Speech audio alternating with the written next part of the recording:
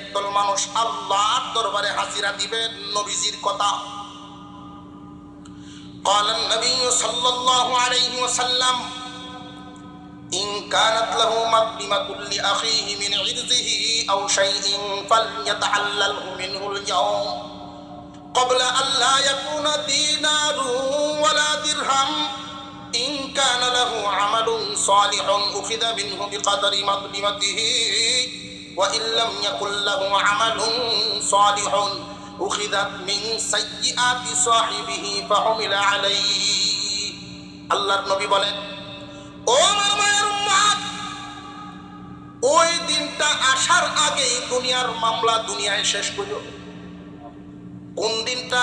যেই দিন দিনার এবং দিরহামের কোনো দাম থাকবে না। এই দুনিয়ার জমিনে দাম হইল দিনার, দিরহাম, টাকা, ডলার, পাউন্ডের, কিন্তু ওই দিন শুধু দাম হবে নেকি। ওই দিন দিনার এবং দিরহামের কোনো দাম থাকবে না। ওই দিনটা আসার আগেই দুনিয়ার মামলা দুনিয়ায় শেষ করবা। কেন জানোনি? আল্লাহর নবী বলেন, একদল মানুষ পাহাড় পরিমাণ নেকি নিয়ে আল্লাহর দরবারে হাজিরা দিবে। আল্লাহ পাক রব্বুল আলামিনের দরবারে গিয়ে বলবে, আল্লাহ, পাহাড় পরিমাণ নেকি নিয়ে আসলাম, দেখো নামাজের সওয়াব, রোজার সওয়াব, যাকাতের সওয়াব, হজের সওয়াব, আগের কাতারের মুসল্লি, মসজিদের সভাপতি, এলাকার মাতবর, মেম্বারও আসলাম। এটি সওয়াব আছে না? সহি শুদ্ধভাবে মেম্বারি করার সওয়াব আছে না নাই?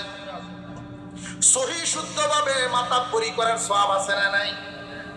সব লাইন দেখো, পাহাড় পরিমাণ নেকি লই আমি তোমার দরবারে হাজির হইছি, জান্নাত দাও। আল্লাহ রব্বুল আলামিন বলবেন, বান্দারে, আমল নামা সব ঠিক, কিন্তু একটা দোষ আছে তোমার। সব ঠিক, সব আমল বালা, কিন্তু একটা আমল আছে খুব খারাপ। এই আমলটাই হইল বান্দার হক ঠকাইতা। একটা হলো আল্লাহর হক, আর একটা হইল বান্দার হক। হকুল ইবাদ হকুল্লাহ।